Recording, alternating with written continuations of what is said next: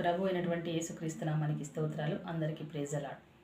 అందరికీ నూతన సంవత్సర శుభాకాంక్షలు ప్రభు అయిన యేసుక్రీస్తు నామములో తెలియపరుస్తున్నాము. ఈ దినము నాడు నూతన సంవత్సరం దేవుడి వాక్యమును మనం చూసుకుందాం. యేసుక్రీస్తుల ప్రభుల వారు మమ్మల్ని రక్షించి మనల్ని కాచి కాపాడి ఈ నూతన సంవత్సరం అడుగుపెట్టుటకు ఈ సంవత్సరము మరొక పర్యాయము మరొక సంవత్సరము దేవుడు తోటమాలికి ఇచ్చిన అవకాశాన్ని పరిశుద్ధాత్మ దేవుడు మనకు కూడా ఇచ్చి ఉన్నాడు. మనకు ఇచ్చిన దేవుడు మనల్ని ఎలా నడవమంటున్నాడు, ఎలా జీవింపజేయాలనుకుంటున్నాడు, ఎలా మనల్ని తన లోపల నిలబడి ఉండి స్థిరపడి ఉండాలని కోరుకుంటున్నాడు పరిశుద్ధాత్మ దేవుడు. మరి ఆయన సంతోషం సమాధానం మనకు అనుగ్రహించాలని కోరుకుంటున్నాడు. ఇన్ని సంవత్సరములుగా కోల్పోని అంతయు ఈ సంవత్సరంలో దేవుడు అనుగ్రహించుటకు ఆయన కృపణీయనై ఉంటున్నాడు. కాబట్టి దీని విషయంలో దేవుడు మనతో ఎలా లోతు పర్యాయంలో మాట్లాడుతున్నాడో ఒకసారి వాక్యము చూసుకుందాం. యెషయా గ్రంథం 55వ అధ్యాయము 12వ వచనంలో కనుక మనం చూసుకున్నట్లయితే, మీరు సంతోషముగా బయలువెళ్ళుదురు, సమాధానము పొంది తోడుకొని పోబడుదురు. మీ ఎదుట పర్వతములను మెట్టెలను సంగీత నాదములు చేయును, పొలములోని చెట్లన్నీ చప్పట్లు కొట్టును అంటున్నాడు. హల్లెలూయా. ఇజ్రాయేలు ప్రజల గురించి దేవుడు మాట్లాడుతున్నాడు. ఈ యెషయా గ్రంథం 55వ అధ్యాయంలో ఉన్న మర్మం ఏమిటనగా, దేవుడే మాట్లాడుతున్నాడు ఇక్కడ ప్రజలతో. వారు ఉంటున్న పరిస్థితుల మధ్యలో నుండి దేవుడు వారిని వెతికాడు, వారిని దర్శించాడు. వారు చేసిన పాపదోషంను బట్టి వారు ఎప్పుడైతే మరోబడ్డారు, కానీ దేవుడు వారిని మర్చిపోలేడు. కాబట్టి దేవుడు వారిని మరలా పిలుచుకొని దేవుడు వారికి ఆహారం పెట్టాడు. ప్రతిదీ దేవుడు వారికి సమకూర్చడమే కాదు, సమాధానంతో తోడుకొని వచ్చుటకు దేవుడు కృపనిచ్చాడు. అంటే మన జీవితాలలో, మన కుటుంబాలలో ఎన్నో ఒడదొడుకులు, ఎన్నో సమస్యలు కదా. ఒక రోజు కూడా మనము మనశ్శాంతిగా ఉన్న దాఖలాలు లేవు మన జీవితాలలో. ఇన్ని సంవత్సరములు గడిచిపోయాయి. మరి నూతన సంవత్సరంలో 2025 సంవత్సరంలో మనల్ని దేవుడు ప్రవేశపెట్టాడు. మరి ఏ తలాంతు చేత దేవుడు ప్రవేశపెట్టాడు? మన ఎడల ఉన్న ఆశ ఆయనకు ఎంతో ఉన్నతమై ఉంటుంది కదా. మరి మన జీవితాలలో దేవుడు అంతగా ఉన్నతంగా ఆలోచించినప్పుడు మనము ఎందుకు బలహీనంగా ఆలోచిస్తున్నాం, ఎందుకు బలహీన పడిపోతున్నాం? దేవుడి వాక్యము సమృద్ధిగా మనతో మాట్లాడనై ఉంటుంది కదా. అలా దేవుడు మాట్లాడుతున్నప్పుడు మనం విలువారమై ఉండాలి. అదే యెషయా గ్రంథంలో కనుక మనం చూసుకున్నట్లయితే ఇక్కడ దేవుడు వాక్యం సెలవిస్తుంది కదా. యెషయా గ్రంథం 55:12 చెప్పాడు, సమాధానంగా మీరు బయలువెళ్ళుదురు అని అన్నాడు. కానీ ఈ యెషయా గ్రంథాన్ని ప్రవచన గ్రంథంగా మనం మాట్లాడతాం కదా. ఎవరి అంటే ఈ విషయంలో చూసినట్లయితే ఏదైనాను సరే యేసుక్రీస్తుల వారు పలికాడే మాట ప్రవక్త అయిన యెషయా మాట్లాడాడు. ఎలా మాట్లాడు? 8వ శతాబ్దంలో జీవించిన నిజమైన చారిత్రాత్మక వ్యక్తిగా పిలుస్తాం. ఎవరిని? ప్రవక్త అయిన యెషయా గారిని అలా పిలుస్తారు పండితులు. ఎందుకు? 8వ శతాబ్దంలో నిజమైన కదా చరిత్రాత్మక మనిషిగా అతన్ని పిలుచనంటున్నాడు. దేవుడు సాధించే ఆయన ఉద్దేశాల్లో ఇది కూడా ఒకటిగా చూస్తాం. ఏదని చెప్పాడు? దేవుడు చెప్పాడు. మరి కాబట్టి ఇది జరిగిపోయినట్టే ఇజ్రాయేలీలు కూడా విడుదల పొంది ఉన్నారు కదా. ఎలా జరిగిపోయిందో ఇజ్రాయేల్ ప్రజలు విడుదల పొంది ఉన్నారు. పొందడమే కాదు, ఆ దేశం దీవెలతో సమృద్ధిగా ఉన్న దృశ్యాన్ని కూడా మనము చూస్తాం కదా. దేవుడు ఇజ్రాయేల్ దేశాన్ని ఎంత సమృద్ధిగా ఆశీర్వదించాడు. అక్కడ పండిస్తున్న వ్యవసాయ పంటలే కాదు, ప్రతి విషయంలో ప్రజలకు దీవెనకరంగా ఆ దేశంలో ఇజ్రాయేల్ దేశంలో దేవుడు ఆశీర్వదించి ఉంచాడు. అదే రీతిగా మన దృశ్యం కనిపిస్తుంది కదా. కనిపిస్తున్నప్పుడు ఆయన ఎలా కోరుకుంటున్నాడంటే మనల్ని బంధకాలలో ఉన్న నిరుత్సాహానికి గురైన ప్రజలను దేవుడు మాట్లాడుతున్నాడు. ఏమని మాట్లాడుతున్నాడు? బంధకాలలో ఉన్న వారితో, నిరుత్సాహానికి గురైన వారితో మాట్లాడుతున్నాడు. అంటే మన జీవితాల్లో అనేక పర్యాయాలు మన నిరుత్సాహం కలిగి ఉంటాం కదా. ఎన్నో ఒక ఆటంకాలకు మనం జోక్యము లేని స్థితిగతిలోకి మనం గురవుతుంటాం. ఆ గురి సందర్భాలలో మనకు ఎటువంటివి కూడా తోచని ఆలోచనలు కూడా రావు. అటువంటప్పుడు మన జీవితం ఎలా కృంగిపోతుందంటే, ఇకను మన పని అయిపోయింది, ఇకను మన బ్రతుకు అయిపోయింది, ఇక ఏది లేదు, నాకు సహాయము చేయవారు లేరు అని కాదు, దేవుడే మనతో మాట్లాడుతున్నాడు. ఈరోజు ఏమని మాట్లాడుతున్నాడు అని అంటే, దేవుడు మాట్లాడుతున్నాడు కదా, వారి భవిష్యత్తు అనిశ్చితంగా ఉంది కదా. నిశ్చితంగా లేదు వారి భవిష్యత్తు. కాబట్టి మరియు వారి జీవితం కష్టంగా ఉంది. ఆ కష్టంగా ఉన్న సందర్భంలో దేవుడు మాట్లాడతాడు. 55వ అధ్యాయంలో దేవుడు మాట్లాడుతున్నట్టుగా మనము చూస్తున్నాం. ఇక్కడ విధేయతతో దేవుణ్ణి అనుసరించుమని యెషయా ప్రజలను ప్రోత్సహించాడు. ఎలా? విధేయత కలిగి. విధేయత చూపిన ఎడల మనము దేవుని సన్నిధిలో ఎలా నిలవబడతామంటే తండ్రికి పూర్తిగా సరెండర్ అయిపోతాం. మన హృదయము, మన ప్రాణాత్మ, దేహాలు దేవుని పాదాల దగ్గర సమర్పిస్తాం. సమర్పించినప్పుడు అంత సరెండర్ అయిపోయినప్పుడు పరిశుద్ధాత్మ దేవుడు మనల్ని తన ఆత్మవశపరుచుకుంటాడు. ఆత్మవశపరుచుకున్నప్పుడు మన చూపు, మన మాట, మన ప్రవర్తన, మన ప్రాణాత్మ, దేహాలన్నీ ఆయన హక్కుగా మార్చబడతాయి. అలా మార్చబడుతున్నప్పుడు తండ్రి చిత్తము మాత్రమే జరుగుతుంది. తండ్రి చిత్తము జరుగుచున్నప్పుడు అప్పుడు మనకు తండ్రి ఏదైతే తన చిత్తాన్ని నెరవేరుస్తున్న సమయాలలో మనకు ఏది ఆటంకముగా ఉంది దానిని పరిశుద్ధాత్మ దేవుడు విరగొట్టనంటున్నాడు. ఏది వ్యతిరేకంగా ఉంది అది పరిశుద్ధాత్మ దేవుడు తొలగించనంటున్నాడు. ఏది కొదవగా ఉంది పరిశుద్ధాత్మ దేవుడు దానిని పూడ్చనంటున్నాడు. మనకు సమృద్ధిగా అనుగ్రహించనంటున్నాడు. ఎందుకు? మనము విధేయత కలిగి దేవుని అనుసరిస్తే, విధేయత కలిగి దేవుని ఆరాధిస్తే, విధేయతలో ఉన్న శ్రేష్టమైన ఆశీర్వాదము ఎంత అంటే భూమిని ఆకాశంను కదిలించి పరలోక రాజ్య అధికారమే మనకు అనుగ్రహించనంటున్నాడు. కాబట్టి ప్రభుల వారు మనమున్న పరిస్థితిని బట్టి, మనమున్న కష్టతరమైన జీవితమును బట్టి, మనము ఎన్నిక లేని వారమై ఉన్నప్పటికీ, అనిశ్చితమైన జీవితంలో ఉన్నను, నిరుత్సాహానికి గురి అయినను, బంధకాలలో పడి ఉన్నను ప్రభుల వారు సెలవిస్తున్నారు. ఏమని సెలవిస్తున్నారు? విధేయత కలిగి దేవుణ్ణి ఆరాధించాలని అక్కడ యెషయా ప్రవక్త ప్రజలకు బోధించినట్టుగా మనము ఇక్కడ చూస్తున్నాం. అదే విధంగా చూసినట్లయితే దేవుడు వాక్యము మరియు అలా చేస్తే వారు ఆధ్యాత్మికంగా పోషింపబడతారని వాగ్దానం చేశాడు. హల్లెలూయా.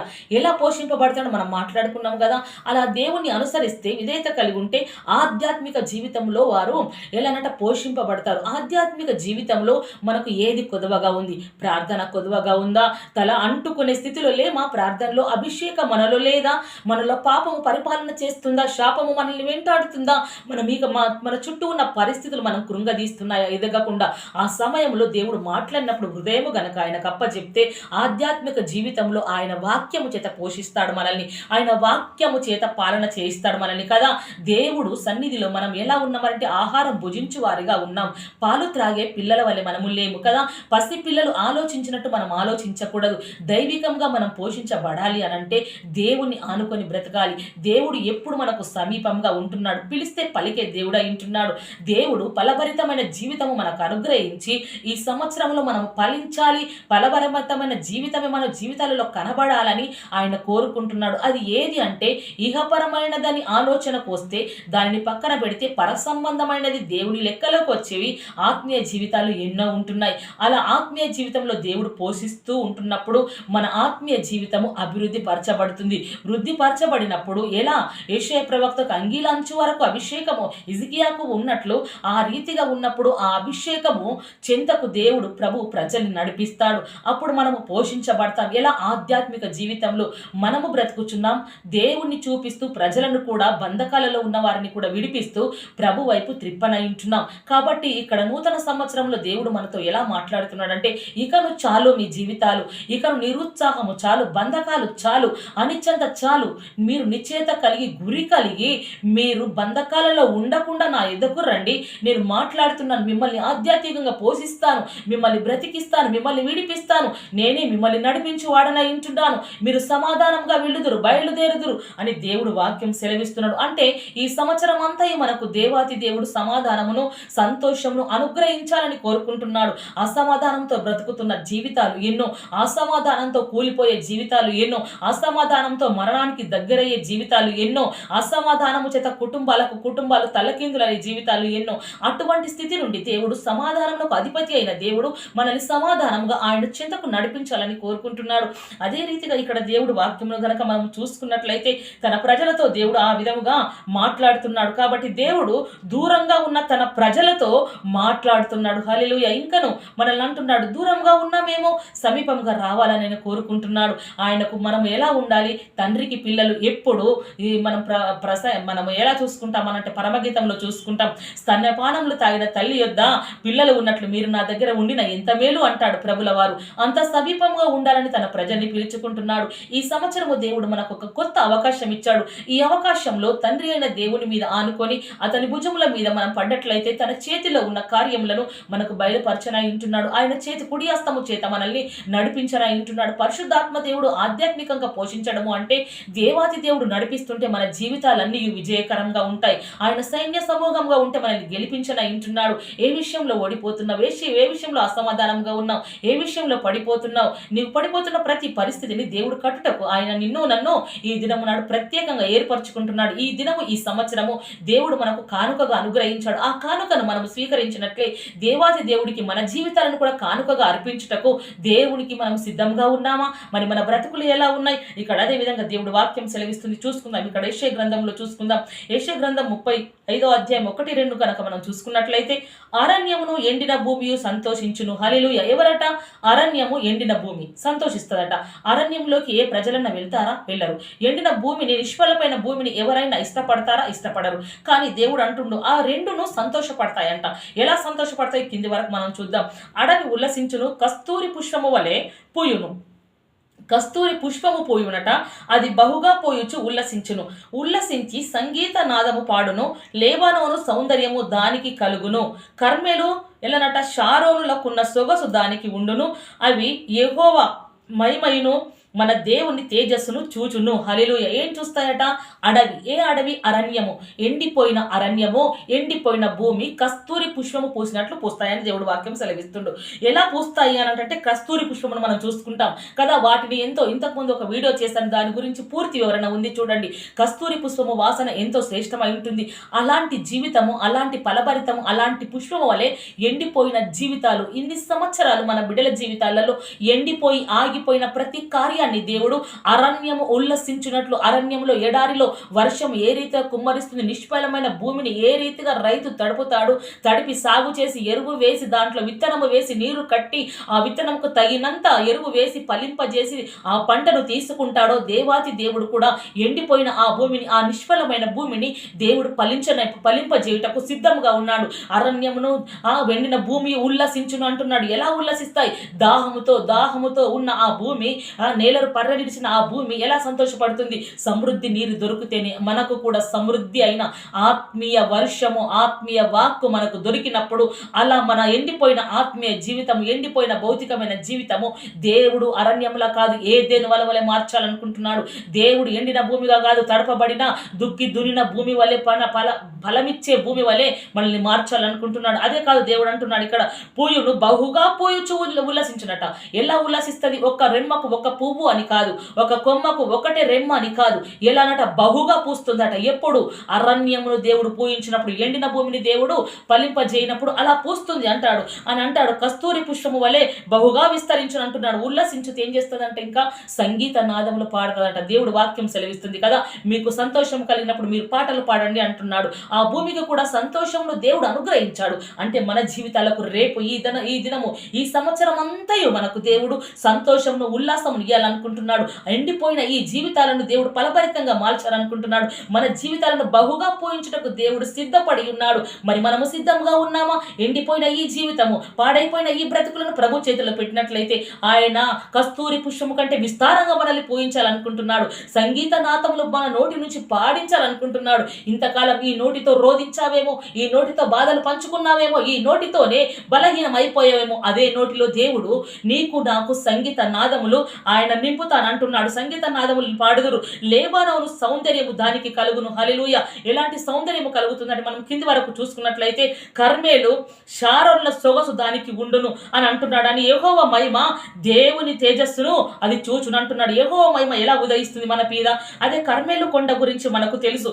ఏలియాతో దేవుడు మాట్లాడిన ప్రతి సమయం అక్కడనే. ఏలియా ఏ విధంగానైతే కర్మేలు కొండ మీదకి ప్రార్థించుటకు మాటికి వెళ్ళాడు. మాటికి వెళ్ళినప్పుడు 3 సంవత్సరాల నుంచి నుంచి పడని వర్షము ఎలా పడిందో అక్కడ కర్మేలు కొండ మీద చేసిన ఆ ప్రార్థన దేవుడు ఫలభరితంగా మార్చాడు కదా. అక్కడ అన్యులైన వారితో దేవుడు ఏలియా గారు కొట్లాడుతూ చేసిన ప్రార్థన అతని జీవితంలో విజయవంతమైన కార్యములు చేసింది. కర్మేలు అనుభవంలోకి దేవుడు పంపిస్తాడట. అంటే ప్రార్థించు ప్రార్థించు ప్రార్థించు, నువ్వు ఫలమును చూస్తావు. నా చింతకు నువ్వు నిలబడి ప్రార్థించు, రోధించు, వేదన పడి ప్రార్థించు, నేను నీకు కర్మేలు అనుభవం ఇస్తాను. కర్మేలనగా కొండ. ఆ కొండ ఎక్కి అనుభవం ఇస్తున్నప్పుడు ఆ కొండ మీద నిన్ను, కొండ మీది పట్టణము మనుషులకు మరుగు కాక ఉండదు. కాబట్టి నీ జీవితంలో కూడా ఇంతకాలం మరుగైపోయిందేమో, కర్మేలు అనుభవంలోకి నేను ఉంచుతాను. కర్మేలు అనుభవం అంటే కర్మేలు కొండ అందరికీ కనబడుతుంది. నిన్ను కూడా, నీ జీవితాన్ని, నీ కుటుంబాన్ని కూడా ఈ సంవత్సరంలో నేను కర్మేలు కొండ మీద ఉంచబోతున్నాను అంటున్నాడు. షారోను అనగా మైదానంగా చూసుకుంటాం. ఆ మైదానంలో దేవుడు ఎలాంటి జీవితం కలిగించాడు. ఆ పచ్చదనము కదా, ఆ పచ్చదనము ఏ ఆటంకము లేకుండా, ఎటువంటి ముళ్ళబాట లేకుండా, ఎటువంటి చీకటి లేకుండా ఆ పచ్చదనమైన జీవితము దేవుడు మనకి ఇవ్వాలనుకుంటున్నాడు. కాబట్టి ఇంతటి అనుభవంలో దేవుడు మనల్ని ప్రేరేపించి నడిపించాలని కోరుకుంటే మనం ఎండిపోయిన భూమిని చూడకూడదు. ఇక ఇన్ని సంవత్సరాలు దేవుడికి ఆయాసకరమైన బ్రతుకు చాలు మన జీవితాల్లో. ఇకనైనాను సరే అడుగు ముందుకు వేసి బ్రతుకుటకు దేవుడి సన్నిధిలో మనం మొర్ర పెట్టుటకు ఉండాలి. ఆయన మహిమ ఎప్పుడు ఉదయిస్తుంది అంటే మనం ఎప్పుడైతే క్రీస్తునందు నిలబడి ప్రకాశించి ప్రార్థిస్తామో ఆయన మహిమ మన మీద నిలబడుతుంది. అప్పుడు మనం ఆయన మహిమను చూడగలుగుతాం, ఆయన నూతన ప్రత్యక్షతను చూడగలుగుతాం, నూతన అనుభవంలోకి దేవుడు మనల్ని నడిపించనై ఉంటున్నాడు. అదేవిధంగా ఇక్కడ దేవుడి వాక్యంను కూడా మనం అదే రీతిగా చూసుకున్నట్లయితే ఏలియాను చూశాడు కదా, అదేవిధంగా అసలు అనుభవంలో మనం ఉంచాడు. కాబట్టి దేవుడు అట్టి కర్మేలు అనుభవంలో మనల్ని ఉంచాలని ఆశపడుతున్నాడు. షారోన్ అనగా ఇబ్రు పదంలో ప్లేయిన్ అని అర్థము. షారోను అనగా మైదానం అని అర్థం కదా. పుష్పము వలె పూజించాలని దేవుడు మనల్ని గురించి ఆశపడుతున్నాడు. అదే రీతిగా చూసుకుందాం. యెషయా గ్రంథం 44:23లో చూసినట్లయితే ఒకసారి దేవుడు వాక్యం ఇక్కడ చూసుకుందాం. యెహోవా ఆ కార్యమును సమాప్తి చేసి ఉన్నాడు. ఆకాశములారా ఉత్సాహధ్వని చేయుడి, భూమి ఆగాధ స్థలములారా ఆర్భాటము చేయుడి, పర్వతములారా అరణ్యమ అందులోని ప్రతి వృక్షమా సంగీత నాదము చేయుడి. యెహోవా యాకోబును విమోచించెను, ఆయన ఇజ్రాయేలులో తన్ను తాను మహిమోన్నతునిగా కనుపరుచుకొనెను. హల్లెలూయా. దేవుడు చెప్తున్నాడు ఈ సంవత్సరం మనకేమని, దేవుడు ఆ కార్యమును మన జీవితంలో ఏదైతే చేయాలనుకుంటున్నాడో సమాప్తి చేసి ఉన్నాడని. ఆకాశంలారా మీరు ఉత్సాహించండి అంటున్నాడు కదా. ఇంకా అంటాడు దేవుడు, భూమి అగాధ స్థలములో ఆర్భాటముగా, మనము భూమి అగాధ స్థలం అనగా మనం నిష్ఫలమైన భూమిలో ఉన్నాం కదా. మన హృదయం మట్టిగా ఉంది కానీ ఆర్భాటంతో సంతోషించు, గంతులువే.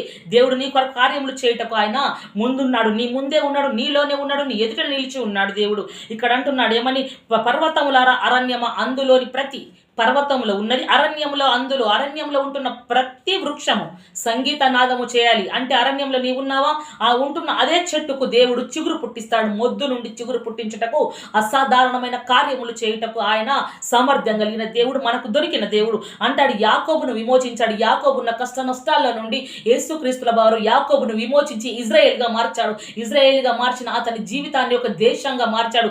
అతని చరిత్రని తిరగరాసిన దేవుడు రేపు మనం అడుగుతున్న ఈ దినంలో మనం అడుగుతున్న మన బిడ్డల గురించి నిష్ట కలిగి ఆయన వాగ్దానములు అన్ని అవునన్నట్టుగా ఉన్నాయి. ఎప్పుడైతే ఆయన మీద ఆనుకొని యాకోబును ప్రేమించిన దేవుడు నన్ను కూడా ప్రేమిస్తున్నాడు. యాకోబు కాలంలో ఉన్న దేవుడే నన్ను పిలిచిన దేవుడు, నా కుటుంబంను దర్శించిన దేవుడు, యాకోబును విమోచించిన దేవుడు నా కుటుంబాన్ని కూడా విమోచిస్తాడు అని నీ పరిస్థితులను చూసి నువ్వు కృంగిపోకు గాని దేవుడు వాగ్దానాలు చూసి అడుగు ముందుకు వేయి. దేవుడే నీ కార్యము చేయుటకు నీ ముందు నిలవబడతాడు. ఆయన ఇజ్రాయేలులో తన్ను తాను మహిమోన్నతునిగా ఆయన కనపరుచుకున్నట్ల ఇక్కడ దేవుడు వాక్యమును మనము చూసుకుంటాం. అదే విషయంలో చూసుకున్నట్లయితే యెషయా గ్రంథంలో చూసుకుందాం. మరొక పర్యాయము 96:4లో చూసుకుందాం. 96:11 చూసుకుందాం. యెహోవా ఏం చేయుచున్నాడు, ఆకాశము సంతోషించును గాక, భూమి ఆనందించును గాక, సముద్రమును దాని సంపూర్ణతయు ఘోషించును గాక అంటున్నది కదా.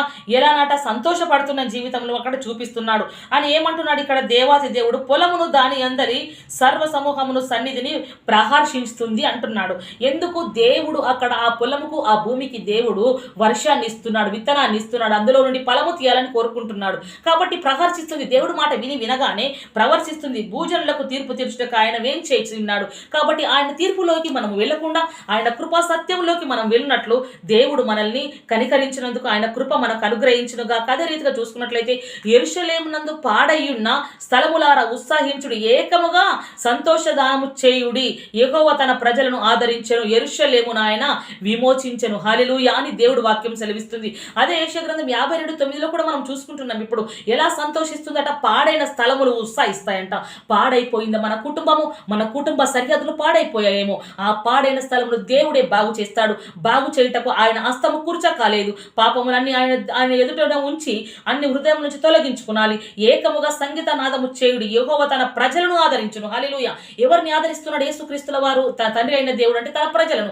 ఇప్పుడు కూడా మనం ఎవరమైంచున్నాం? తన ప్రజలు. తన పేరు పెట్టబడిన జనము మనమే, తన ఏర్పరచుకున్న జనము మనమే. మనల్ని పిలువబడిన గుంపులో కాదు, దేవాతి దేవుడు మనల్ని ఏర్పరిచే గుంపులో మనల్ని ఉంచాలని కోరుకుంటున్నాడు. అదే రీతిగా చూసుకున్నట్లయితే ఇక్కడ విమోచించాడు ఆయన కదా. కీర్తన గ్రంథంలో కూడా మనం చూసుకున్నాం, 96:11లో కూడా చూసుకున్నాం మనం ఇప్పటి వరకు కదా. అదే రీతిగా చూసుకున్నట్లయితే అన్ని కాలాలలో దేవుని రాజ్యములోని ఏనట సహా, దేవుని రాజ్యంతో సహా ప్రతి కాలములో ఆయన గుణములతో, ఎవరి గుణములతో? క్రీస్తు యేసుల వారి గుణములతో ఆనందము, సంతోషము, శాంతి, ఎలానట శాంతిగా మనం ఎలాంట అలా దేవుడి సన్నిధిలో శాంతిగా అలా సంతోషంగా బ్రతకాలని దేవుడు ఆలాపన మన విషయంలో. మనం సంతోషంగా ఉండాలని కోరుకుంటున్నాడు. అదే విషయంలో ఎలా ఉండాలని మన బ్రతకంతా ఆయనతోనే ఉండాలి. అంటే ఉత్సాహ సంతోషాలతో మీరు బ్రతకాలంటే తండ్రితోనే ఉండాలని దేవుడు కోరుకుంటున్నాడు. ఈ సంవత్సరంలో తనతో ఉండుటకు దేవుడు మన కృప అనుగ్రహించును గాక. ఒక రోమపత్రిక 14:7-8 మనం ఇక్కడ చూసుకుందాం. మనలో ఎవడును తన కోసము బ్రతకడు, ఎవడును తన కోసము చనిపోడు. మనము బ్రతికినను ప్రభు కోసమే బ్రతుకుదము, చనిపోయినను ప్రభు కోసమే చనిపోదాం. కాబట్టి మనము బ్రతికినను చనిపోయినను ప్రభు వారమై ఉన్నాము. ఆమేన్. ఏమంటున్నాడు ఇక్కడ? ఎవరి వారం? మనము ప్రభువు వారము. కాబట్టి ప్రభువుకు సంబంధించిన వారము, ప్రభువుకు సంబంధించిన క్రియలు చేస్తూ ప్రభువు చెంత ఉండాలని ఆయన కోరుకుంటున్నాడు. తన బిడలేడలు తనకున్న ఆశ, ఆకాంక్ష ఏమిటంటే క్రీస్తులో మనం ఉండాలి, ఆయనతోనే బ్రతకాలి, ఏదైనాను ఆయనతోనే, అంటే ఆయనతో. అలా దేవుడు కృప చొప్పున వింటున్నాడు. ఈ ఆత్మీయ వాక్యం దేవుడు ఈ సంవత్సరంలో మన జీవితాల్లో ఫలింపజేసి నడిపించును గాక. Praise the lord. ఆమేన్.